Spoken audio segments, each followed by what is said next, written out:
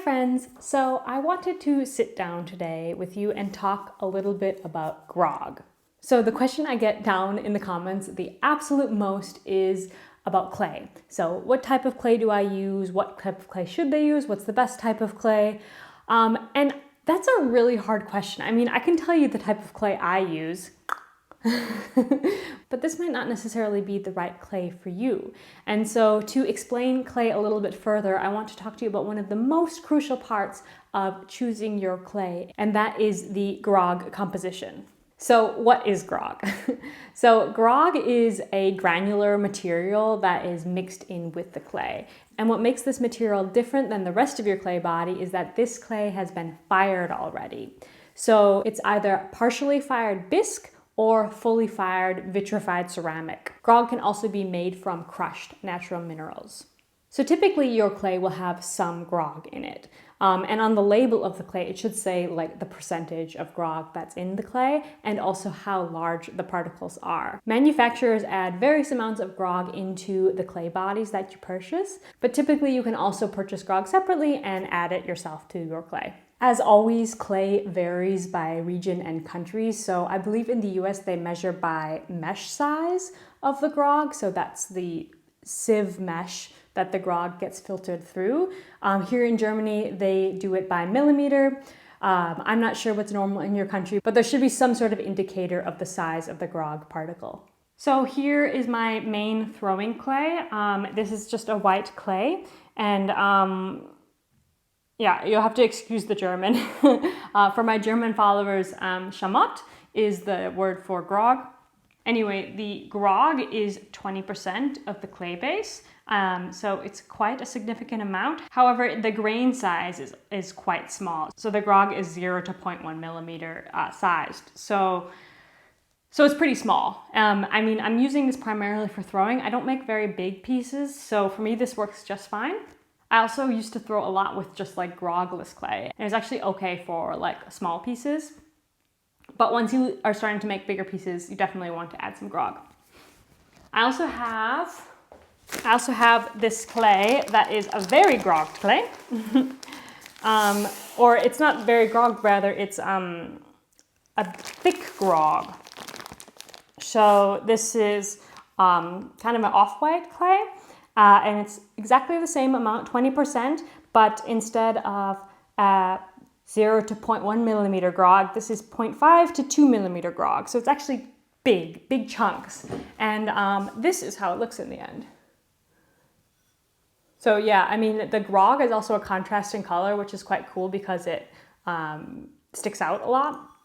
You can of course have the grog blend in more. If it was just like a white, you wouldn't see it. However, you would still get that crazy texture. So you can see the difference between, this is my normal throwing clay.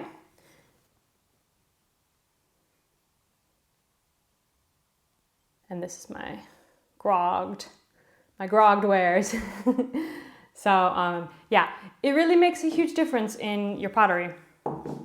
So what does grog do? Well, a heavily grogged clay like this bowl here will shrink less. More grog typically means less cracks. And grog can also help to provide structure to your work when, for example, building a larger pot.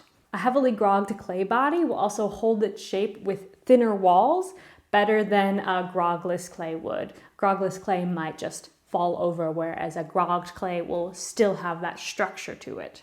An easy way to visualize this is the grog is like the bricks and the rest of the clay is like the mortar. So, I mean, it doesn't exactly work like this, but it helps to sort of illustrate what I'm saying, so that the hard bricks add structure to your wall, whereas the mortar just helps to kind of glue them together. So let's talk about the practicalities. All of what I've said so far may make it seem like you should choose the heaviest grogged clay possible. Not so. For example, throwing with heavily grogged clay can take some time getting used to. It will feel stiffer, which makes it harder to center, and it will definitely build up a callus on your hands. It might be painful the first time you throw with it. Hand building, however, is a completely different story. So typically sculptors who work with large-scale work will use heavily grogged clay because that will help hold its structure.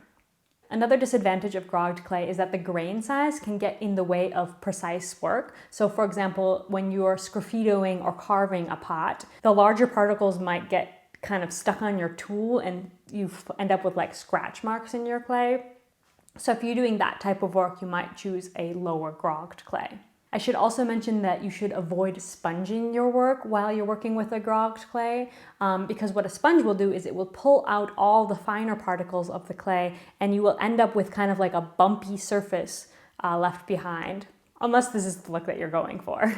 This is why, as a general rule, I tell people to smooth rather with a wet finger instead of a sponge, because this will push the grog back into the clay instead of pulling out the finer particles. So what type of grog should you choose? Now, this depends entirely on the surface that you're trying to achieve and what you're trying to make. The answer, as ever, is to experiment. But if you're looking for a little bit more guidance, smaller pots can get by easily with less grog. They don't need too much to hold up their structure. For beginners on the wheel, I usually start with either a very fine grog or completely grogless clay. I find that this helps people learn how to center and pull walls and starts to build up the callus on their hands so they don't leave the first class with aching hands, sore body, etc. And beginners shouldn't really be trying to make big pots. We're just trying to master the basics.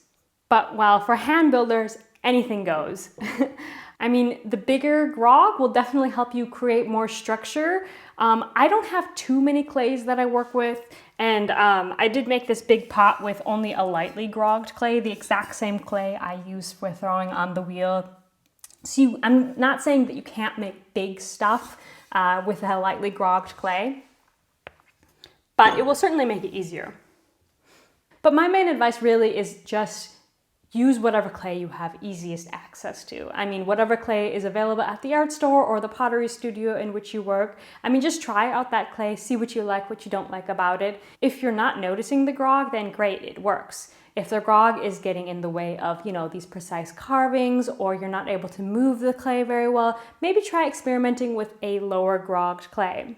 On the other hand, if you're finding your pots always fall over at a certain point, you can't pull a wall higher than a certain height, maybe try adding a little bit of fine grog into the mix to see what you can do with that.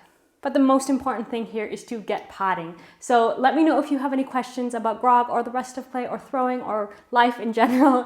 Just write them down below in the comments and I will do my best to answer them. The best way to get in touch with me is to send me a message over on Instagram. That's Pottery to the People. And I wish you all a creative and lovely day. Bye, friends.